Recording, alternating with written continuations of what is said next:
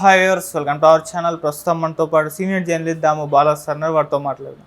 నమస్కారం సార్. నమస్తే sir, Lavanya and Raj Tarun వీళ్ళ ఇష్యూ ఇంకా కూడా కంటిన్యూ అవుతుంది సార్. అయితే నిన్న ఒక టీవీ ఛానల్ లైవ్లో లావణ్య అండ్ ఇంకా శేఖర్ పాషా అనే వ్యక్తి కూర్చున్నారు సార్. దీంతో ఆమె ఏదో వివాదం అయ్యి చెప్పు విసిరింది ఆయన పైకి. సో ఇప్పుడు ఆ వీడియో మొత్తం కూడా సోషల్ మీడియాలో వైరల్ అవుతుంది. మరి ఈ ఇష్యూ గురించి ఏం చెప్తారు? మరి అంతా ఎక్స్ట్రీమ్కి వెళ్ళాల్సిన అవసరం ఏమొచ్చిందంటారు? ఏం చెప్తాను ఈ ఇష్యూ గురించి. మామూలుగా అయితే బేసిక్గా రాజ్ తరుణ్ మీద లావణ్య అనే అమ్మాయి కేసు పెట్టింది. అది నార్సింగ్ పోలీస్ స్టేషన్లో కేసు ఉంది. అదేంటంటే 10 ఏళ్ళుగా ఇతను నాతో కలిసి ఉన్నాడు, పెళ్లి చేసుకున్నాడని కూడా అని చెప్పింది. అట్లాగే అబార్షన్లు చేయించాడు 2 సార్లు అని చెప్పింది. సో ఇప్పుడు అతను నన్ను వదిలేసాడు కాబట్టి అతను మీద చర్య తీసుకున్నాను ఆమె కేసు పెట్టింది. మామూలుగా ఇప్పుడు కొత్త సెక్షన్ BNS 69 ప్రకారం అయితే ఫాల్స్ ప్రామిసెస్తో ఎవరైనా ఒక అబ్బాయి తప్పుడు హామీలు ఇచ్చి ఒక అమ్మాయితో సహజీవనం చేసి తర్వాత విరమించుకుంటే అతనికి 10 ఏళ్ళ వరకు జైలు శిక్ష ప్లస్ ఫైన్ కూడా పడే అవకాశం ఉంది. కాకపోతే ఇక్కడే ప్రాబ్లం ఏంటంటే ఫాల్స్ ప్రామిసెస్ అంటే ఏంటి? ఇప్పుడు 10 ఏళ్ళు కలిసి ఉన్నాక ఒక అమ్మాయికి అబ్బాయికి మధ్య ఇబ్బందులు రావచ్చు. ఆ అమ్మాయికి ఫర్ ఎగ్జాంపుల్ ఆ అమ్మాయికి మల్టిపుల్ అఫైర్స్ ఉండొచ్చు. ఆ అమ్మాయి తన తల్లిదండ్రులని నీచంగా హీనంగా చూడొచ్చు. ఎగ్జాంపుల్ చెప్తున్నాయి. అలాగా ఉన్నప్పుడు ఈ అబ్బాయి ఏం చేయాలి? బలవంతంగా అమ్మాయి దగ్గరే ఉండాలా? అమ్మాయితో విడిపోయి ఇంకొక అమ్మాయితో కలిసి ఉండే హక్కు అబ్బాయికి లేదా అన్న చర్చ ఇక్కడ వస్తుంది. సో ఇది అంటే కల్చర్లో విపరీతంగా మార్పులు వచ్చేసాయి. దానికి తగినట్టు చట్టాలు ఉండట్లే. చట్టాలేమో పాత పద్ధతుల్లోనే మగవాళ్ళే నేరస్తులు అన్నట్టుగా చెప్తుంది. కల్చర్లేమో అమ్మాయిలలో చాలా మార్పు వచ్చేసింది. అమ్మాయిలకి ఫైనాన్షియల్ ఇండిపెండెన్స్ వచ్చింది, ఫ్రీడమ్ వచ్చింది. వాళ్ళకి ఇప్పుడు ఏంటంటే ఆశలు కోరికలు పుట్టాయి. తమకి 10 మంది అబ్బాయిలతో ఎంజాయ్ చేయాలి. అట్ ద సేమ్ టైం ఒకడు సెక్యూరిటీగా ఒక మొగుడు అనేవాడు కావాలి. వీడేమన్నా చేస్తే వీడిని కేసు పెట్టి వేధించాలి. వాడు సంపాదించిన డబ్బులో ఏల్మని భరణం పేరుతో వాడిని ఇచ్చేయాలి. ఇవన్నీ అమ్మాయిలు కూడా చేయడం మొదలుపెట్టారు. వాళ్ళ సంఖ్య తక్కువే ఉండొచ్చు, కాదన్నా నేను. ఎంత ఉందనేది ఎవరు రీసెర్చ్ ఏం దాని మీద చేయలేదు కానీ బట్ పెరుగుతుంది. మన కళ్ళ ముందు అయితే చాలా కేసులు నేనైతే వింటున్నాను. సో ఈ కాంటెక్స్లో చట్టమేమో క్రిమినలైజేషన్ ఆఫ్ సిటిజన్లను నేరస్తులుగా చూసే విధంగా చట్టాలు ఉంటున్నాయి. కల్చర్లో తీసుకున్నప్పుడు విపరీతంగా మనకి మార్పు వచ్చేస్తుంది. ఈ కాన్ఫ్లిక్టు రాజ్ తరుణ్ లావణ్య విషయంలో కూడా కనబడుతుంది. రాజ్ తరుణ్ లావణ్య మనకు అర్థమైంది, నేను స్టడీ చేసిన దాన్ని బట్టి. వాళ్ళిద్దరూ కొంతకాలం కలిసి ఉన్నారు. ఈ అమ్మాయికి వేరే అఫైర్లు ఉన్నాయి, ఆ అబ్బాయికి వేరే అఫైర్లు ఉన్నాయి. ఇది ఈ జనరేషన్లో ఉండే లక్షణాలే. ఈ ఉన్నప్పుడు అమ్మాయికి డ్రగ్స్ అలవాటు ఉందని ఇతను ఆరోపిస్తున్నాడు, అమ్మాయి లేదంటుంది. ఏదేమైనా అమ్మాయి 45 రోజులు డ్రగ్ కన్జంప్షన్ కేసులో అరెస్ట్ అయ్యి జైల్లో ఉండొచ్చు. ఇవాళ ఇది కూడా కామన్. డ్రగ్స్ అనేవి కూడా అర్బన్ యూత్లో వెరీ వెరీ కామన్. గాంజా లేకపోతే MDMA, కొకైన్ ఇవన్నీ కూడా కామన్. మనం రోజుకి ఎన్ని కేసులు హైదరాబాద్లో చూస్తున్నాం. కాబట్టి ఏదేమైనా రాజ్ తరుణ్కి అమ్మాయికి మధ్య పొసగలేదు. పొసగనప్పుడు రాజ్ తరుణ్ బయటకు వచ్చాడు. ఈ రిలేషన్షిప్లో బయటకు వచ్చినప్పుడు మామూలుగా చూస్తే మనకి రాజ్ తరుణ్ చేసిన తప్పేం అనిపించదు. ఎందుకంటే వాళ్ళిద్దరు కలిసి ఉన్నారు, వాళ్ళకిద్దరికి పొసగలేదు, రాజ్ తరుణ్ బయట వచ్చాడు.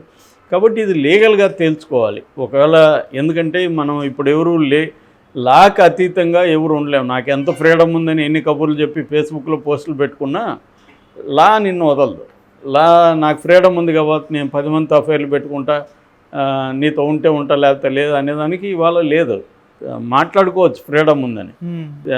ఒక జిజక్ అని ఒక ఫిలాసఫర్ని నేను ఇంటర్వ్యూ చేసినప్పుడు ఆయన ఒక మాట అన్నాడు, చాలామందికి పిల్లలకి అన్ఫ్రీడమ్ గురించి లాంగ్వేజ్ తెలియదు కాబట్టి ఫ్రీడమ్ ఉందనుకుంటుంటారు అని. ఓకే, ఫ్రీడమ్ లేదని చెప్పడానికి సరిపోయే లాంగ్వేజ్ లేదు మన దగ్గర, ఫ్రీడమ్ ఉందని చెప్పుకోవడానికి సరిపోయే లాంగ్వేజ్ మాత్రమే ఉందని ఆయన అన్నాడు.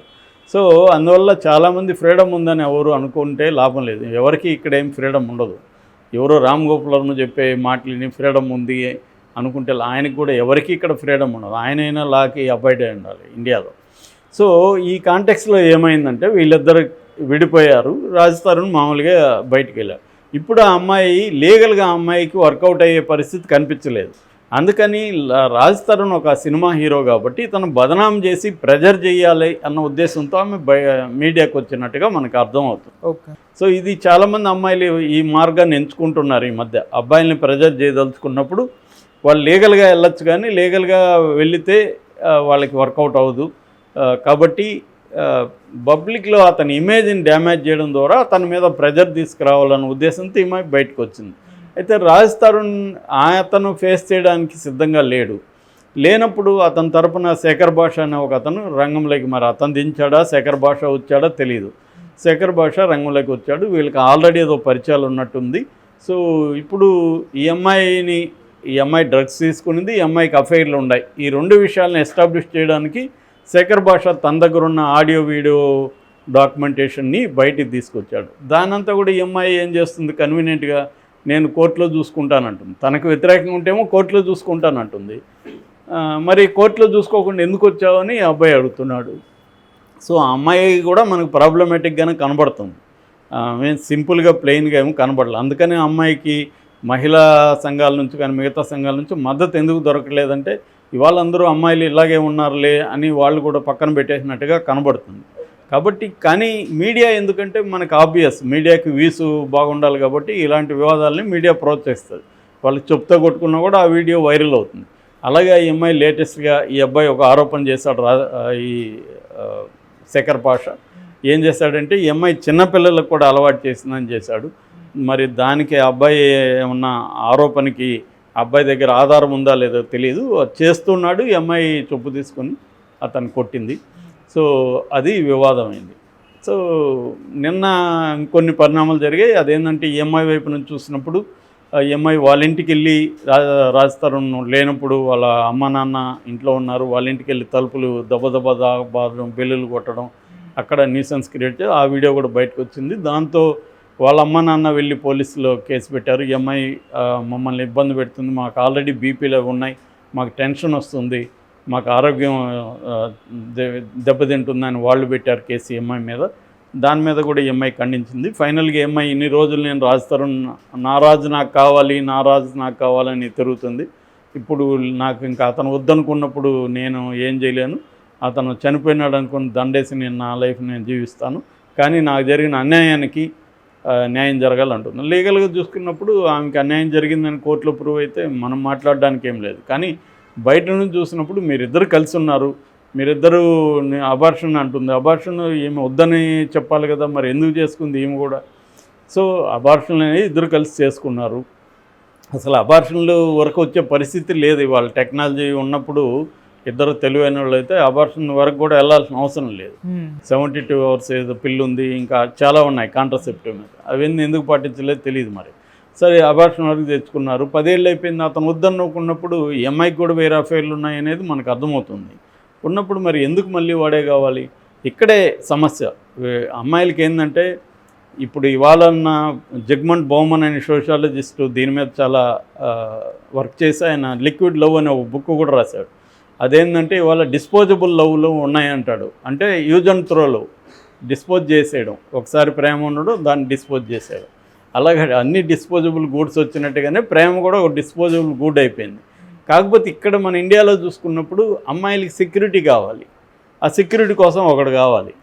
వాడికి మొగుడని పేరు పెట్టు, సహజీవనం ఒకడు ఉండాలి. ఒకడు ఉండి ఈమె ఎవరితోన్నా తిరగచ్చు, ఏమన్నా చేయొచ్చు. అది ఆ ఫ్రీడమ్ ఉండాలి మళ్ళీ. సో ఫ్రీడమ్ ఉండాలి, సెక్యూరిటీ ఉండాలి, ఫ్రీడమ్ని ఎంజాయ్ చేయడానికి కావాలన్న డబ్బులు ఉండాలి. ఇన్ని డిమాండ్స్ ఉన్నాయి. ఇవన్నీ నెరవేరే పరిస్థితి గ్రౌండ్లో లేదు. ఇందువల్ల ఈ క్రైసిస్ వస్తూ ఉంది వీళ్ళిద్దరి మధ్య కూడా, అలాంటి క్రైసిసే. సో ఇప్పుడు ఇతను అరెస్ట్ కాకుండా ఉండడం కోసం బెయిల్ కోసం ఇతను కూడా హైకోర్టులో వెళ్ళాడు. ఈరోజు విచారణ ఉంది. సో నార్సింగ్ పోలీసుల నుంచి సమాచారం కలెక్ట్ చేయమని హైకోర్టు పీపీని ఆదేశించిందన్న. సో ఇది ఫైనల్గా లీగల్గా తేలాల్సింది తప్ప సమాజంలో మనం కూర్చొని జడ్జిమెంట్ ఇవ్వలేము. ఎందుకంటే మనకి లోతైన సమాచారం ఇరువైపుల నుంచి లేకుండా ఒకరి వైపు సైడ్ తీసుకొని మనం చెప్పలేము. ఆ అమ్మాయికి అన్యాయం జరిగి ఉండొచ్చు, అతనికి ఇబ్బందులు కలిగి ఉండొచ్చు. వాళ్ళిద్దరు కలిసి కోర్టులో తేల్చుకోవాలి, లేదు వాళ్ళిద్దరి చెందిన పెద్ద మనుషుల సమక్షంలో తేల్చుకోవాలి. తేలినప్పుడు కోర్టులో తేల్చుకోవాలి. పబ్లిక్గా రావడం వల్ల ఏముండదు, ఇంకా ఘోరంగా ఇద్దరికి ఇబ్బందులు తప్ప మీడియాకు కొంతవరకు వ్యూస్ వస్తాయి, మనలాంటి వాళ్ళు చెప్పుకోవడానికి తప్ప ఏముండదు. దీంట్లో నుంచి ఏంటంటే అమ్మాయిల అబ్బాయిల రిలేషన్స్లోకి ఎంటర్ అయ్యేటప్పుడే జాగ్రత్తగా ఉండాలి. ఎంటర్ అయినాక కాన్సిక్వెన్సెస్ ఏంటి, ఎప్పుడైనా ఏ రిలేషన్షిప్లోకి ఎంటర్ అయినా వరస్ట్కి ప్రిపేర్ అయి ఉండాలి. వరస్ట్ అంటే ఏం జరగచ్చు, ఈ రిలేషన్షిప్లో వరస్ట్ అంటే ఏం జరగచ్చు. సో ఎంట్రీ ఈజీ, ఎగ్జిట్ కష్టం ఎప్పుడైనా. సో ఎగ్జిట్ కూడా ఆలోచించుకొని ఎంటర్ అవ్వడం ఇంపార్టెంట్ అనేది దీని నుంచి అబ్బాయిలు అమ్మాయిలు నేర్చుకోవాలి, ముఖ్యంగా అబ్బాయిలు. ఎందుకంటే రాబోయే కాలంలో 69 యాక్ట్ సెక్షన్ BNS 69 గురించి ప్రతి అబ్బాయి తెలుసుకోవాలి. నేను ఆల్రెడీ సపరేట్ వీడియో చేశాను. సో దీంట్లో ఖచ్చితంగా అబ్బాయిలు కూడా విక్టిమ్స్ అవుతున్నారు. అనేక హైకోర్టు తీర్పులు కూడా ఈ మధ్య చెబుతున్నాయి. ఎందుకంటే 16 ఏళ్ళ అమ్మాయి 18 ఏళ్ళ అబ్బాయిని సెడ్యూస్ చేస్తుంది, వాడు అమ్మాయితో లైంగిక అఫేర్ పెట్టుకుంటాడు.